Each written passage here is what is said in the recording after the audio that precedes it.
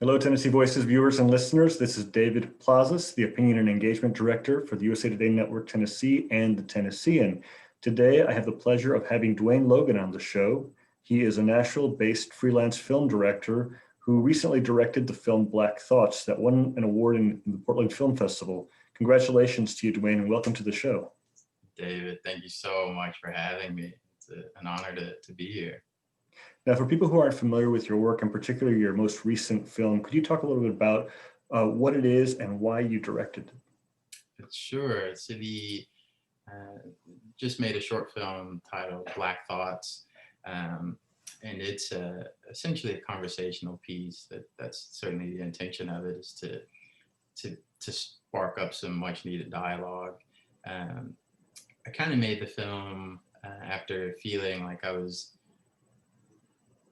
just being overwhelmed by this sense of feeling as though I was living in some sort of odd alternate reality from the world around me, where I was perceiving things one way, but in conversations with the people around me, listening to things that others were saying about things that I was seeing, reading social media comments, it began to feel like there's just such a tremendous disconnect, and wanting to hopefully address that in a very constructive way. And I'm not much for doing a whole lot of talking on social media. I don't know that it's a great platform for a real discussion. And so part of what I even got into the film business for was to be able to have conversations about the world through art. And so Black Thoughts is one of those opportunities to do that. It really, in so many ways, I think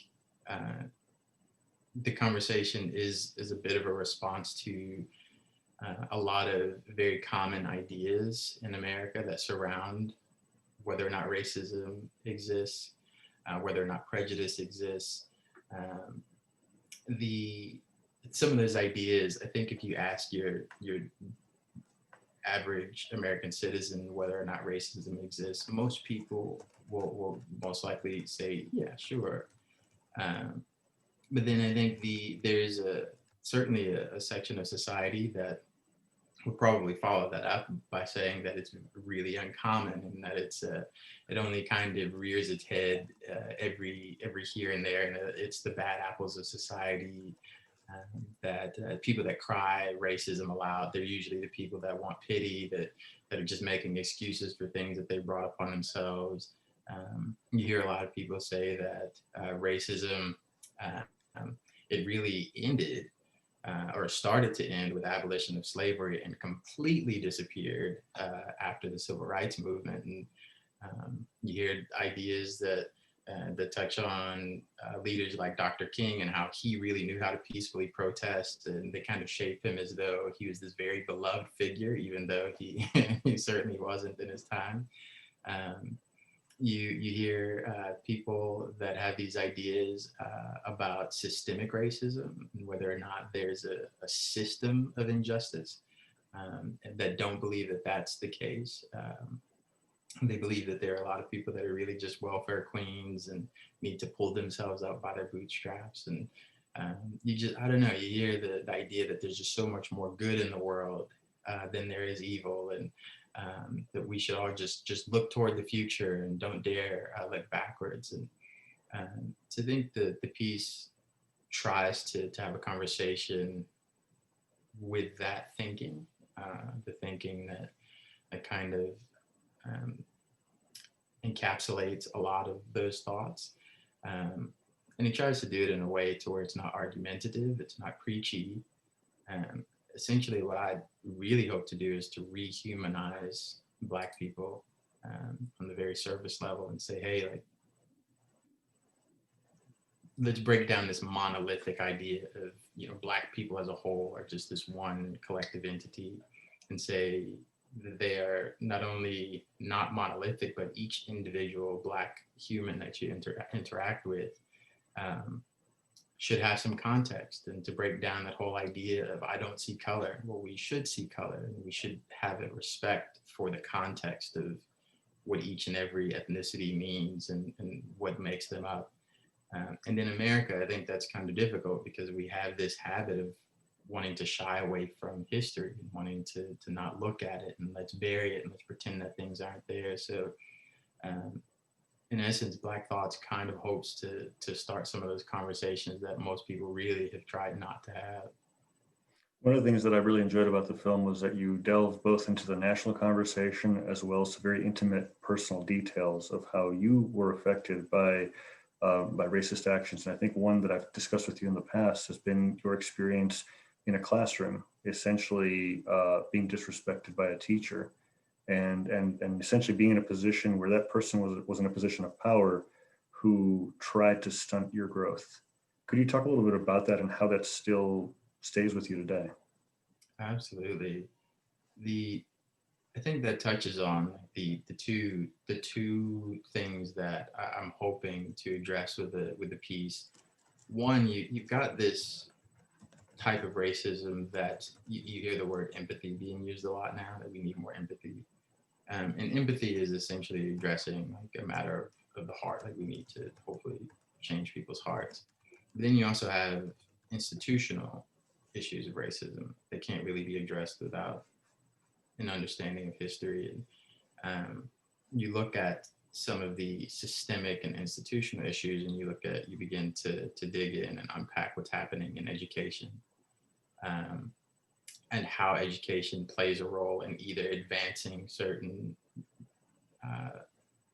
chunks of society, or disenfranchising and holding back certain sections of society.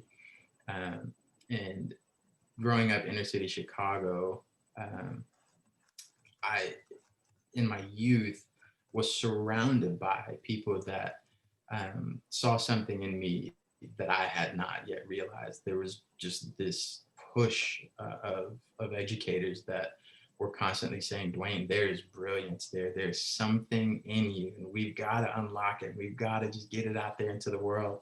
And then my mom moved me out of inner city Chicago. We moved to the suburbs, and it was jarring. It was life-changing to all of a sudden become the minority, in not just in skin color, but also in thought processes and what I represented, and to be the only brown kid in a suburban classroom full of white children, especially in honors classes. It just rocked my world how unwelcomed that was. It was unwelcome to have the right answer before another kid in class did. Sometimes it was unwelcomed to have a difference of opinion on certain things that were asked of kids. And I certainly continue to run into so much of that, to the point where I never really got into this much detail in the film, but at one point it was suggested that I see a counselor in school.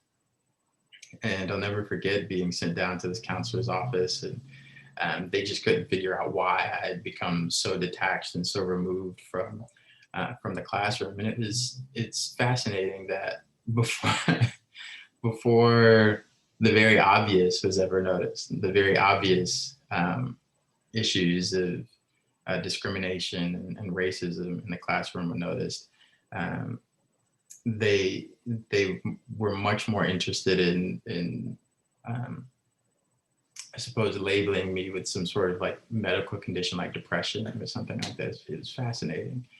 But yeah, my heart breaks for the kid that I was, because I wish that I could go back in time and encourage young Dwayne and say, hey, like, know thyself, and remember all the positive, put more weight on the positive that's come your direction. But I think the reality of the matter for most kids is that the negative just lingers so much more than the positive does. And man, those teachers that kind of went out of their way to make sure that They made life very difficult for me. They certainly lingered all the way into my adulthood when it created insecurities. Am I good at math? I don't know. Maybe I'm not. Maybe I'm not that good at math. And can I write an essay? Can I speak in public? Someone wrote a review for the film and they mentioned some other Black authors, and that insecurity came back. It's like, I don't belong in that conversation. I can't be mentioned alongside some of those same people. I'm not that guy. I'm not a scholar. I'm not,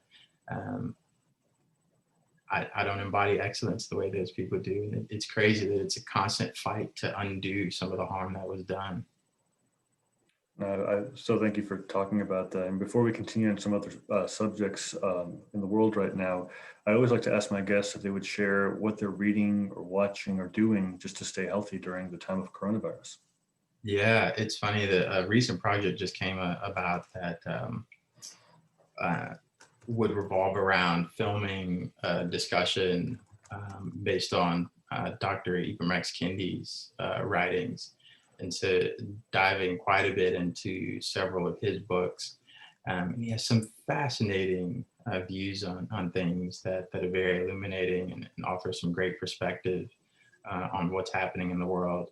And then have also been introduced to several writers that write on the topics of Afro-pessimism, it's a term that was completely new to me as of just a few weeks ago. But diving into that topic as well is certainly enlightening, just to hear some different perspectives from some different people and some different scholars and some different, like we said, because the Black experience is not monolithic, to hear what some others may think, even if I don't necessarily agree with them, has been really, really healthy, just to hear what some of these other thinkers have presented. I've been following several writers over the last several months post the George Floyd murder and how they've been reacting to it, whether it's Hannah Nicole Jones from the New York Times, the 1619 Project, or Roxane Gay, who just wrote an op-ed in the New York Times a few days ago that focused on what does this election result mean. For the audience, we're recording this on November 9th, a few days after the election, a few days after the race was called for President-elect Biden. Obviously, President Trump is contesting this, but the discussions have been around hope and what happens next. You know, in 2021 and beyond, when it comes to the conversation about racism and about, you know, Black people's place in society. You know, there was this thought many years ago that if you voted for Obama, you were suddenly not racist, and that will a transition from President Biden.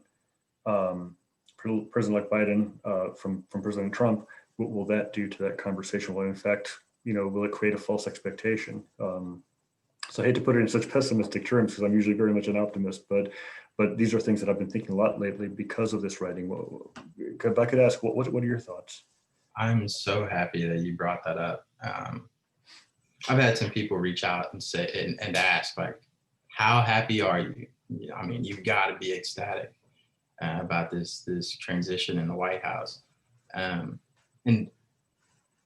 I hate to be the buzzkill, but you know, I think for me personally, I'm just watching because I think the reality is that I heard a young lady in an interview say, during Obama's term, I was out here in the streets marching for Trayvon Martin. And then, you know, you've got the Trump era, and I mean, we could just go down the list of names of people that have been marched for. And I think the change of power in the White House, although there are some things that will certainly probably get better, just at least from on a face value, maybe people are not being as publicly emboldened to be divisive, but the root issues are still there and they're still very, very real. I had a person that is friends with me on Facebook the other day post something that said, "Hey, what are you wearing to the race war?" And it's just like, and that's after the election. That's after Biden had been announced. And so this change of power, I very much fear that that's what will happen, that a lot of the people that can help us make a difference will be lulled to sleep and kind of revert back to that thinking that the world is okay, everything is as right as rain, and oh look, Trump is no longer here, and we can go back to, and I hear it all the time, go back to our normal lives. Mhm. And it's such a privileged thing to say. Like, what does that normal life look like for people that are being affected day in and day out by racism? And so one of the things that I really hope people hear is that, if anything, now the fight potentially becomes harder, because you've got these websites that are coming up out of the woodwork that are allowing a lot of people with similar thoughts to just gravitate over to, so that that's all they hear is opinions of people with similar thoughts. There is this massive movement of alt-right thinking that are really legitimately preparing for a race war. And you think about the whole championing of a young man that would blow up women and children in Oklahoma City, and how that was never really dug into by the federal government, by the FBI. They've never really started that to take some of this extremism terribly seriously, and it's still happening right under our noses. And sadly, transitioning from Trump to Biden is not enough. We've got to continue to do the very, very serious, very hard work of getting out into communities and having conversations like this with people as often as we can, to try to change the state of heart, and then doing the very hard work of seeing what we can do to start changing policy that makes some of the difference that's needed. Like you, I'm originally from Chicago, and I'm a transplant here in Nashville. And one of the things that I've written a lot about in the past has been affordable housing and equity, and delved into an entire project in 2017. And I see the problem getting worse. We're getting soon to the end of the year where the eviction notices or eviction moratorium is going to end. And I'm most concerned about that it's going to disproportionately affect low-income people and communities of color, predominantly. And I don't know if these conversations are had enough right now. I know we talk a lot about jobs, we talk a lot about COVID, we talk a lot about the election. Are these things that are considerations that you talk about at all with the groups that you discuss with the most? Very much. Man, David, I wish that we could just take this conversation and literally just blanket like the US with it, because these conversations are so important. They're thinking about what's about to happen with housing, as you just presented. Especially, it's a system or a situation that's already, it was before COVID, was on the brink of another bubble burst. And that's for people that make decent money, that already had reasonably decent and secure lives. Um, and there's been this overlooked, marginalized section of society that's already hanging on by a thread to what they have. And that's about to potentially become a really, really huge mess that no one is really looking at. And it's the lasting effects of that. They just go into, in the piece I try to address that and ask the question, so what happens when you take ownership away from a person? What happens when a human exists in this country and feels like they don't own anything? When they don't really own the house that they live in any longer, or if that can be taken away. They don't really own the car that they live in, because there are these GPS devices that are attached to them, where these repo men can come and snatch it out from underneath them while they're working their second of 3 jobs, where they don't really have a sense of stake in anything around them. And I think the more and more you take that away, you start to take away hope. And the more you take away hope, the more you end up with a people that really feel like there's not a reason for living. There's not a reason to continue. There's not a reason to fight. And I just don't know how much more some of the underprivileged communities in this country can take another dose of hopelessness. I just don't know. Dwayne Logan is my guest today on the Tennessee Voices podcast. Listeners and viewers, you can catch it on Tennessean.com/opinion. Before I ask you my final question, what's the best website people can get to know your work a little bit about? There's the website that this is kind of the sweeping website for most of my work, which is DwayneLogan.com.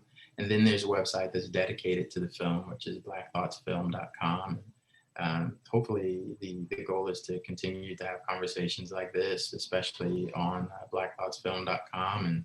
And we'll see what happens with the piece. Maybe it turns into a feature film. Maybe we turn it into, there's been some chat about it becoming a stage play, or even ending up in some museums. So people can kind of tune in there and keep tabs on it.